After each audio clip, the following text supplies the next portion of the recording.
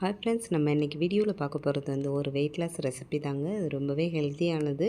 Wait லாஸும் ஃபாஸ்ட்டாக இருக்கும். Wait லாஸில் இருக்கவங்கன்னு இல்லை, எல்லாருமே வந்து இது எடுத்துக்கலாம். நிறைய சத்துக்கள் வந்து இதில் இருக்குது.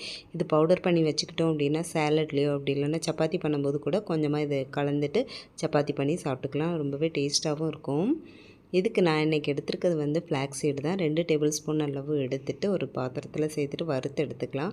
இது சேர்த்து வறுக்கும் போதே வந்து வெடிக்க ஆரம்பிக்கும். அந்த ஸ்டேஜில் அடுப்பு ஆஃப் பண்ணிவிட்டு நல்லா ஆற விட்டுறலாம். ஆறினதுக்கப்புறமா மிக்ஸி ஜாரில் சேர்த்து பவுட்ரு பண்ணி எடுத்துக்கலாம்.